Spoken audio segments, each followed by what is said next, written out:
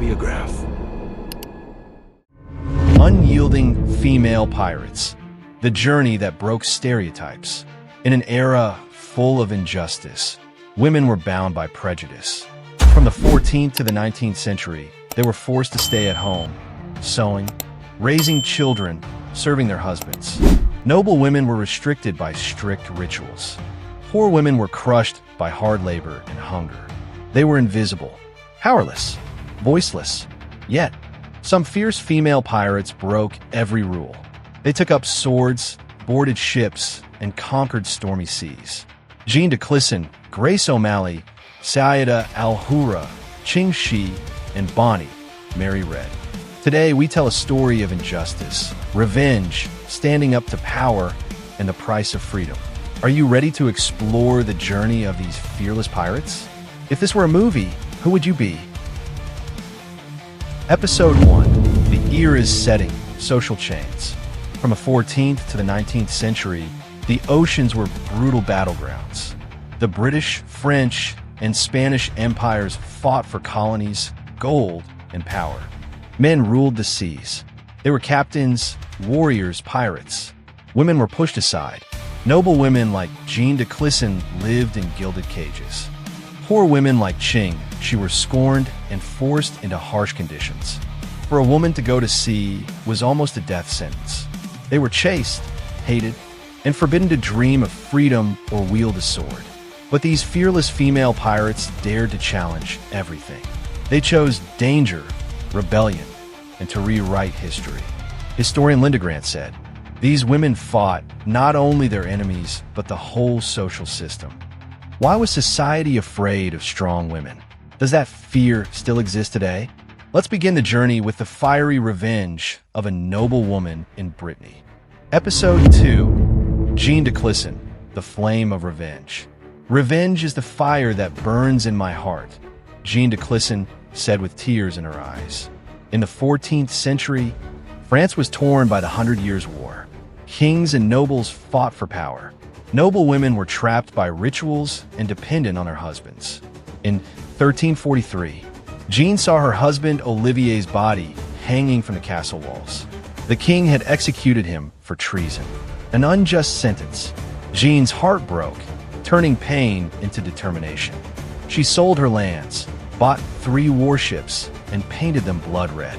She became known as the Lioness of Brittany, a pirate who would not back down. Jean led her fleet to attack French ships without mercy. Standing on deck, gripping the ropes, she watched her enemies beg for mercy. Once she captured a coastal fortress, looted treasures, and destroyed everything. But Jean was ruthless, ordering even those who surrendered to be killed. Her brutality terrified many.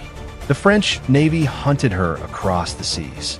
Storms could sink her, yet she never stopped. Jean fought to protect her pride. Can pain turn a woman into an unbeatable warrior? If you were Jean, would you seek revenge or forgiveness? Would you risk death to defend your beliefs?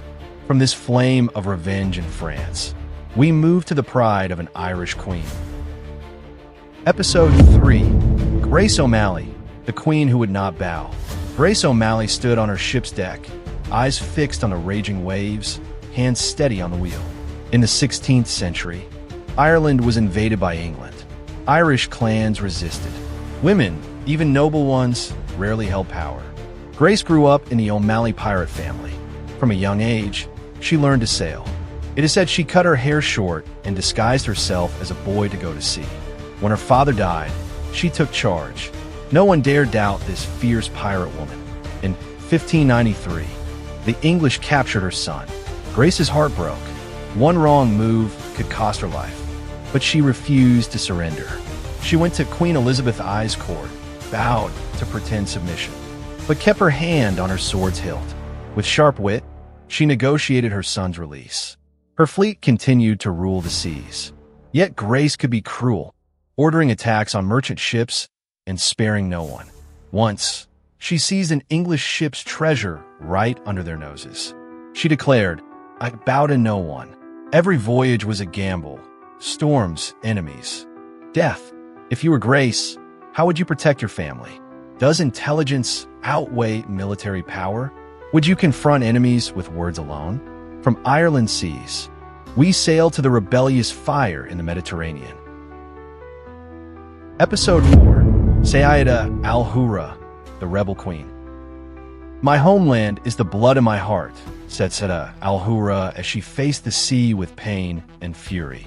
In the 16th century, Granada fell to Spain. Muslims were expelled. Muslim women like Sayyidah were seen as shadows behind their husbands in Moroccan society. Sayyidah, a princess who lost her home, watched her city burn with tears in her eyes. She refused to accept defeat. Moving to Morocco, she became a pirate leader commanding a powerful fleet. Sayyidah attacked Spanish and Portuguese ships, stealing treasures and frightening her enemies. She fought for the oppressed people. Once, she destroyed a Spanish fleet.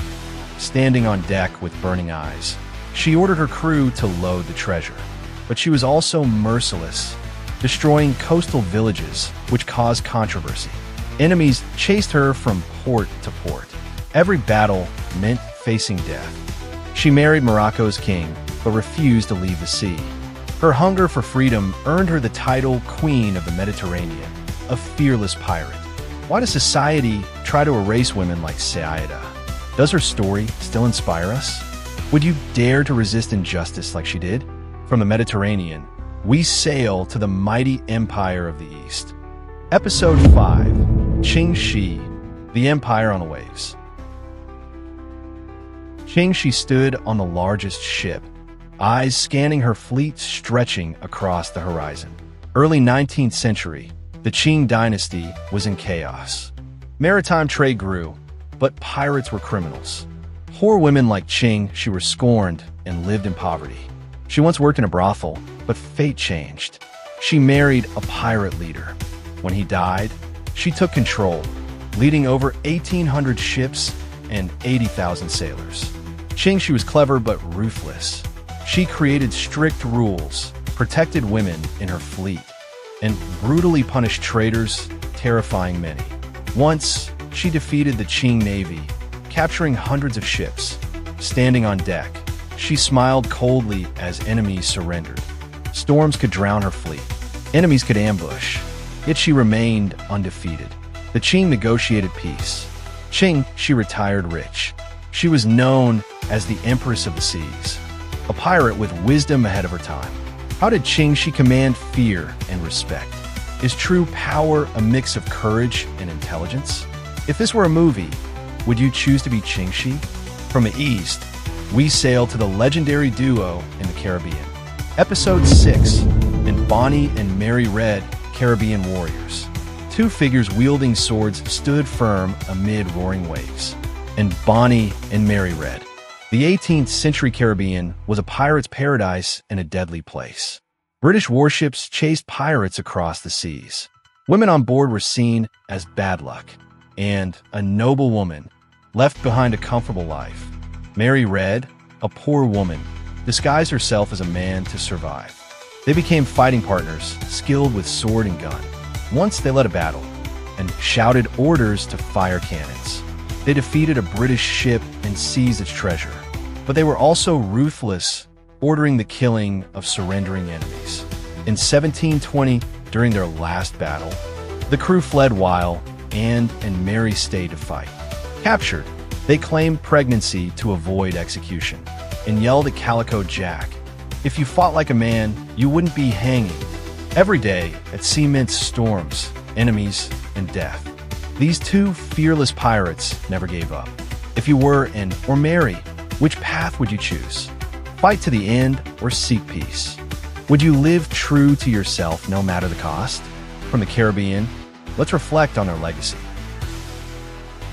Episode 7. Legacy in Popular Culture. Jean, Grace, Sayyidah, Ching, Shih, Anne, Mary. These fearless female pirates were more than fighters. They became symbols of rebellion. And Bonny and Mary read live on in books and films. These tales are based on historical records, pirate chronicles, and folklore. They're not just legends. They are powerful reminders that courage and defiance can change the world.